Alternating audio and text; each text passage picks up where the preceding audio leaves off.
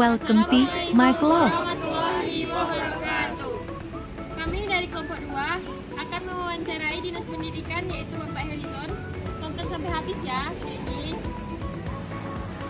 Pelayanan di Dinas Pendidikan merupakan pelayanan penting dalam penyelenggaraan sistem pendidikan di suatu daerah. Apa upaya yang dilakukan oleh Dinas Pendidikan untuk memperbaiki fasilitas pendidikan di daerah yang kurang terjangkau?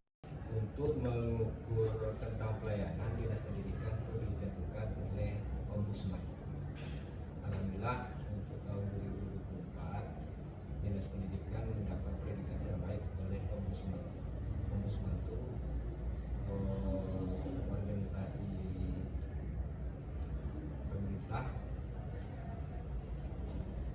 yang berada di terbaru oleh menilai adalah mendapat pelayanan terbaik.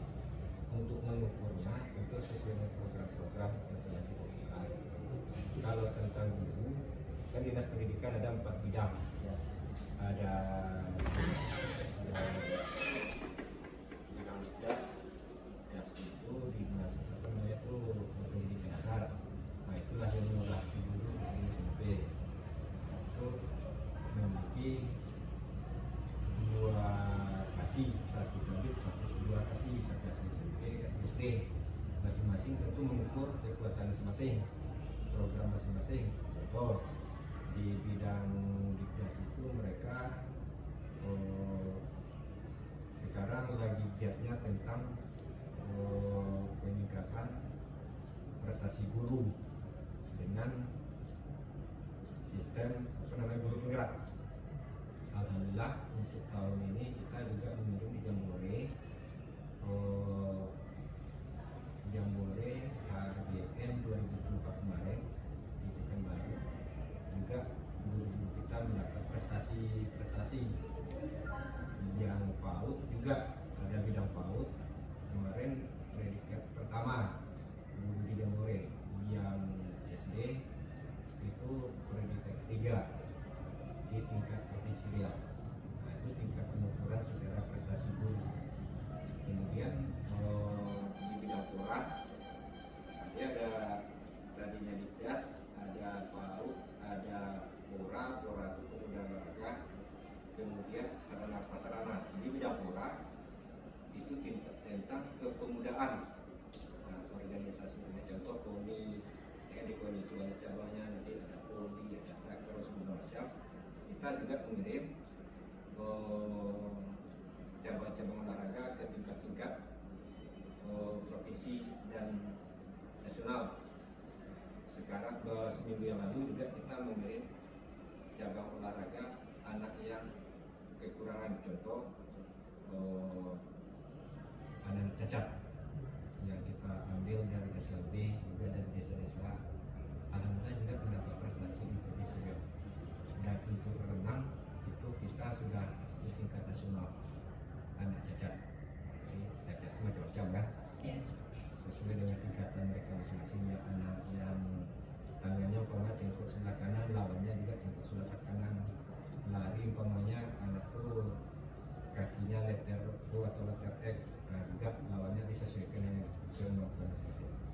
Alhamdulillah baru minggu kemarin kita kirim ke provinsi Riau tingkat pelaksanaan kita.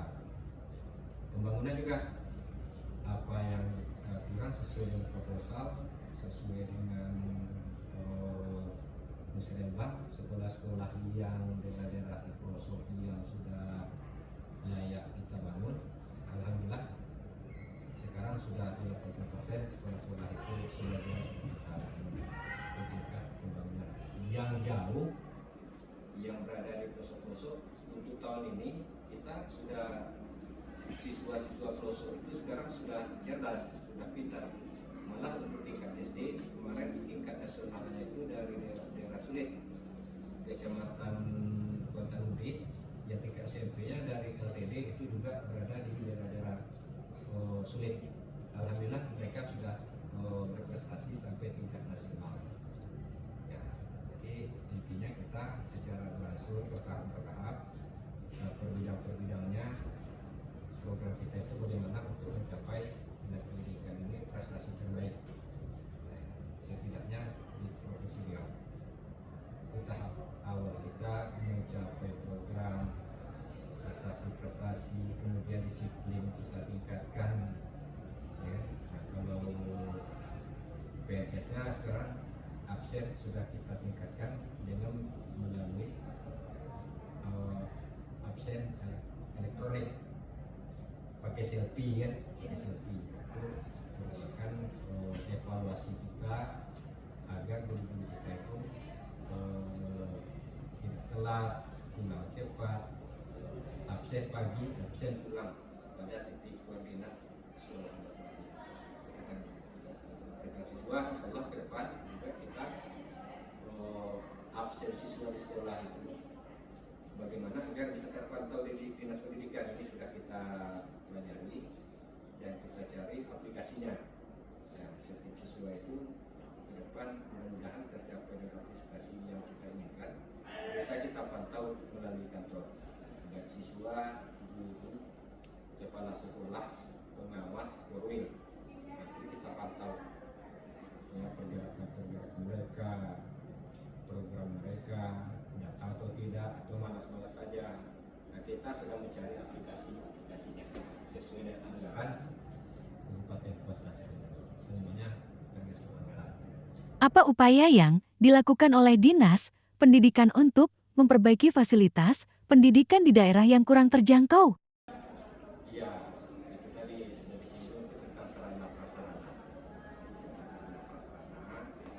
Itu upayanya kita bangun sekolah-sekolah yang di pelosok, ada yang kelas jauh, ya kan? Ada yang kelas jauh, itu kita survei ke lapangan sesuai dengan laporan masyarakat dengan catatan tanah mereka itu tidak berada di agen perusahaan atau di garis merah tanah wilayah atau segala macam kan. Yang penting sepanjang bisa kita bangun, kita bangun sesuai dengan proposal mereka, kebutuhan sekolah, ya kan. Kemudian status sepanjang sekolah itu milik pemerintah bisa kita bangun. Tapi kalau milik perusahaan tidak bisa kita bangun. Contoh perusahaan yang sekolah-sekolahnya itu yang sudah hampir roboh pun tak bisa kita bangun. Itu bisa dibangun dengan dana CSR perusahaannya. Tapi kalau sepanjang sekolah itu negeri, terdaftar di Dapodi, bisa kita bangun. Dengan catatan di Dapodinya itu sesuai dengan kondisi sekolah. Kayak kemarin itu ada salah penjemputan Dapodi, dibikinnya di Dapodi itu sebuah bangunan layak. Ternyata pada kami survei sekolah itu tidak layak lagi, tapi tidak bisa dibangun karena sistem. Alhamdulillah untuk 2025 sistem itu apa itu kita rubah, Dapodinya sudah rubah, insyaallah 2025 bisa kita bangun untuk sekolah-sekolah yang jauh dari kota. Ya, alhamdulillah tinggal lagi beberapa persen lagi sekolah itu yang perlu kita perbaiki, ya kita rehab. Sekarang tahap kita mengejar rehab atap karena sekolah-sekolahnya banyak atapnya bocor, lotengnya bolong. Nah, itu dulu rehab ringan namanya. Untuk lokal pembangunan lokal baru tergantung kebutuhan. Tergantung anggaran sesuai peraturan yang ada. Karena membangun itu bukan langsung begitu langsung bangun tak bisa.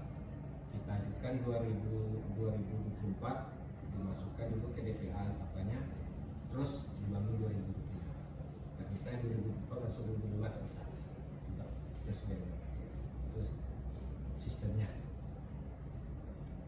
Alhamdulillah tak banyak lagi, hampir semua sekolah itu sudah terjangkau.